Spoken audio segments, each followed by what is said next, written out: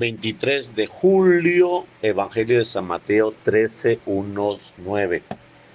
Del libro Hablar con Dios, virtudes humanas. El Evangelio de hoy nos enseña cómo la semilla de la gracia cae en terrenos muy diferentes, entre espinos, en el camino endurecido por el paso de la gente, en medio de un pedregal y en tierra buena. Dios quiere que seamos esa tierra bien preparada para que acoge la semilla y a su tiempo da una crecida cosecha. Las virtudes naturales constituyen en el hombre el terreno bien dispuesto para que con la ayuda de la gracia arraiguen y crezcan las sobrenaturales. Muchos que quizás por ignorancia viven alejados de Dios, pero han cultivado esa disposición nobles y honradas, están bien dispuestos y preparados para recibir la gracia de la fe, porque el comportamiento humano recto compone como el punto de apoyo del edificio sobrenatural. La vida de la gracia en el cristiano no está presupuesto por la realidad humana, sino que la penetra, la enriquece y la perfecciona. De este modo se explica que la Iglesia exige a sus santos el ejercicio heroico no solo de las virtudes teologales, sino también de las morales y humanas, y que las personas verdaderamente unidas a Dios por el ejercicio de las virtudes teologales se perfeccionan también desde el punto de vista humano, se afinan en su trato, son leales, afables, corteses, generosos, sinceros, precisamente porque tienen colocado en Dios todos los efectos de su alma. El orden sobrenatural no prescinde del orden natural, ni mucho menos lo destruyen. Por el contrario, lo levantan y lo perfeccionan, y cada uno de las órdenes presta al otro un auxilio como un complemento proporcionado a su propia naturaleza y dignidad, puesto que ambos proceden de Dios, que no pueden menos de estar de acuerdo consigo mismo, aunque la gracia puede transformar por sí misma a las personas. Lo normal es que requieran las virtudes humanas, pues ¿cómo podría arraigar, por ejemplo, las virtudes cardinal de la fortaleza en un cristiano que no se venciera en pequeños hábitos de comodidad y de pureza, que estuvieran exclusivamente preocupados del calor o del frío, que dejaran llevar habitualmente por las estatus de ánimo, que estuvieran pendientes de sí mismo y de su comodidad? ¿Cómo podrían vivir el optimismo ante las más diversas circunstancias, consecuencia de su vida de fe? Si fueron pesimistas y malhumorados en su convivencia ordinaria, no se puede mutilar nada de la esencia ni de las cualidades buenas de la naturaleza humana, despersonalizarse en aquello que de bueno tiene el hombre, es lo más ruinoso que puede hacer un cristiano.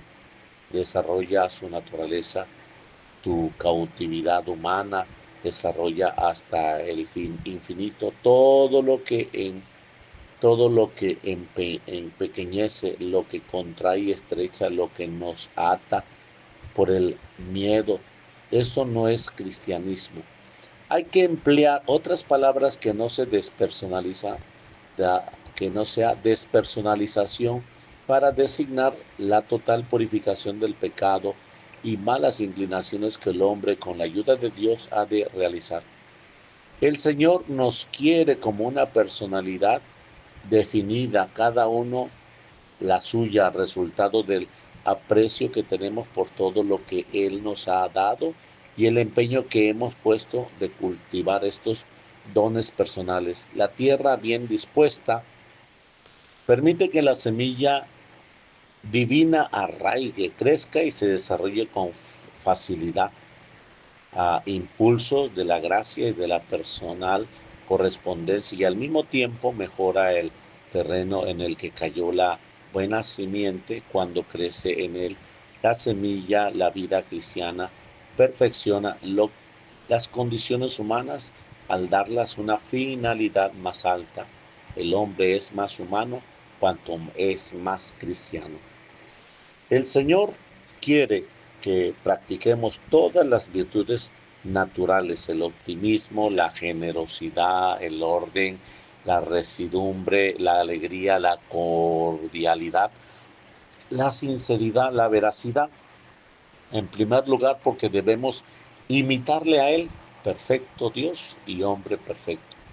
En Él tiene la plenitud, todas las virtudes propias de la persona y siendo Dios, se manifestó profundamente humano. Vestía el uso de la época, tomado las manjares corrientes y se comportaba según las costumbres del lugar y razas y épocas que pertenecían.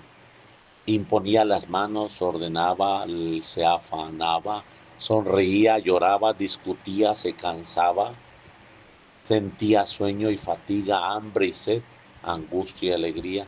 Y la unión, la fusión entre lo divino y lo humano era tan total, tan perfecto que todas las acciones eran a la vez divinas y humanas. Era Dios y gustaba llamarse Hijo del Hombre. Cristo mismo exigió a todas la perfección humana encerrada en la ley natural.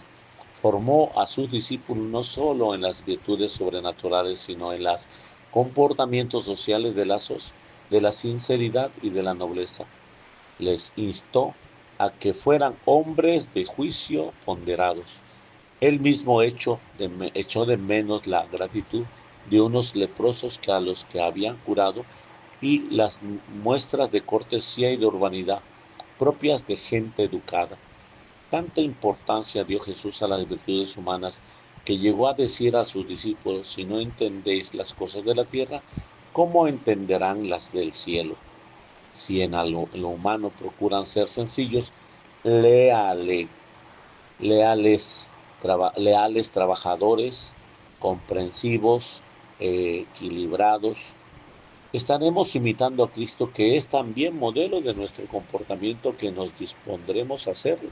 La buena tierra donde las virtudes sobrenaturales echan con facilidad sus raíces. Por eso debemos contemplar muchas veces al Maestro y ver en él la plenitud de todo lo humano, noble y recto.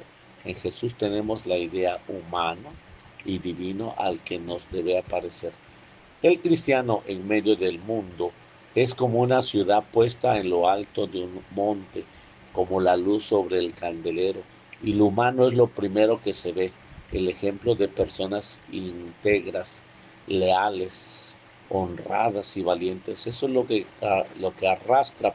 Por eso las virtudes propias de la persona se convierten en un instrumento de la gracia para acercar a otros a Dios. El prestigio profesional, la amistad sencilla, la cordialidad. Puedes disponer a las almas para oír con atención el mensaje de Cristo. Las virtudes humanas son necesarias en el apostolado, porque si nuestros amigos nos ven, estas difícilmente entenderán lo sobrenatural.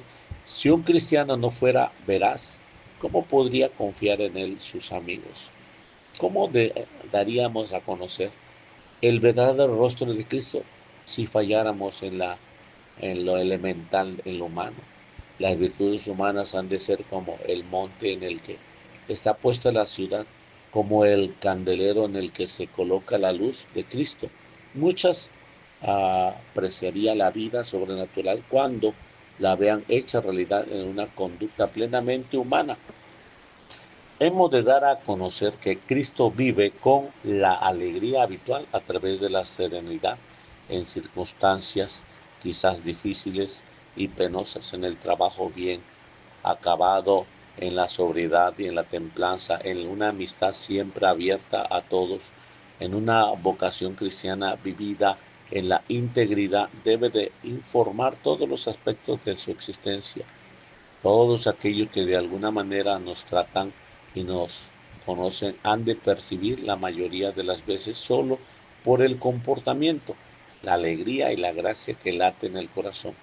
Hemos de conducirnos de tal manera que las demás puedan decir al vernos, este es cristiano porque no odia, porque sabe comprender, porque es un fanático, porque está por encima de los instintos, porque es sacrificado, porque manifiesta sentimientos de paz, porque ama, porque es generoso con su tiempo, no se queja, porque sabe prescindir de lo superfluo.